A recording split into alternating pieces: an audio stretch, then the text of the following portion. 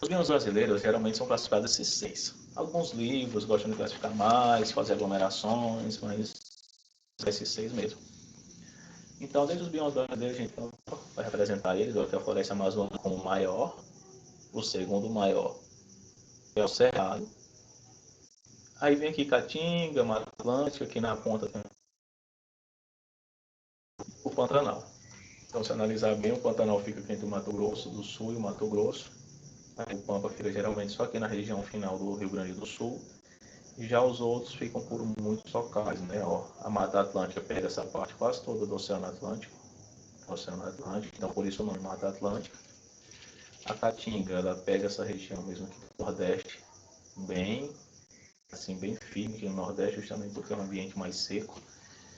E aqui já tem essa transição, Cerrado, Caatinga e Floresta Amazônica. Alguns livros, lembrando que essa foto aqui é de 2004, é a estimativa do IBGE aqui, mas ela se baseando em um período muito antigo, essa foto. Então hoje está bem diferente dessa realidade. No caso do IBGE, eu não me lembro de ter notificado fotos tão recentes sobre ele, mas tem alguns outros órgãos que fazem fotos e justamente estimativas de como está os biomas hoje em dia, inclusive a Mata Atlântica muito longe de ser dessa forma, já está bem escassa, por mais que teve uma melhorazinha recentemente, assim, alguns anos atrás. Caatinga também já sofreu muito, Cerrado já diminuiu, o Pantanal, então todos os biomas eles sofreram desgaste. Então aqui a gente não vai focar tanto nessa parte de desmatamento, até porque a gente pretende cobrar isso de vocês depois. Mas aqui todos eles sofreram muito com desmatamento, uso abusivo, caça, pesca, entre outros fatores que afetam o bioma. Então a gente vai começar a ver agora de um por um. Aliás, antes de começarmos de um por um, vamos ver esses termos. Às vezes a gente vê alguns termos estranhos quando se fala em ecologia. Como a gente vai ver biomas, é muito comum ver alguns desses nomes. Vamos lá. Xerófilas são plantas adaptadas a regiões mais secas, como por exemplo as da Caatinga. Cerrado às vezes é considerado xeromórficas, ou seja, são adaptadas à seca, mas só que o cerrado chove, então elas são adaptadas à seca mais pelo solo pobre. Epífitas são plantas que crescem sobre outras plantas, ou seja, ela não vai ficar no solo, fixa no solo, geralmente ela se fixa em galhos. E exemplo disso são bromélias, orquídeas, então não são plantas de grande porte.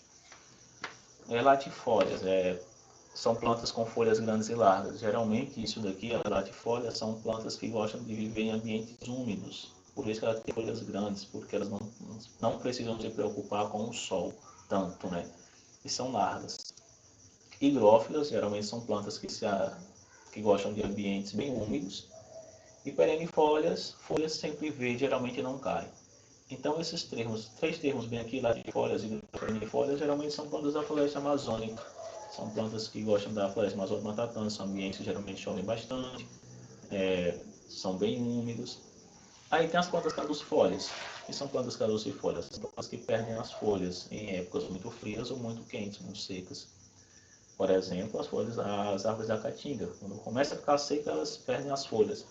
Por que perder as folhas? Porque ao perder as folhas, elas não vão precisar transpirar tanto. Só relembrando, as plantas transpiram, elas suam.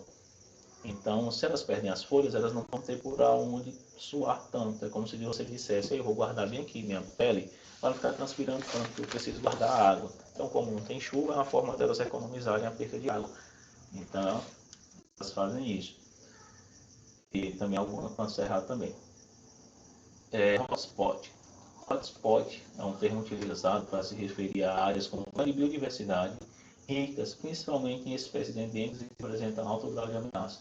O que isso quer dizer? São áreas que são ricas em biodiversidade, mas são muito ameaçadas. Um exemplo, nós temos 2 hotspots conhecidos hoje. Quem define isso não é o Brasil não, viu? É uma definição internacional. Nossos 2 hotspots hoje é o Cerrado e a Mata Atlântica. São 2 áreas que foram bastante destruídas e produzem grande biodiversidade e são áreas ameaçadas. E outro termo aqui, estiagem. Estiagem se refere ao período de seca após a época de chuvas. Então isso a gente entende bem, né? A gente passa um bom tempo na estiagem. Nosso clima aqui é cerca de 3 meses de chuva e o restante é verão. Aliás, é seca.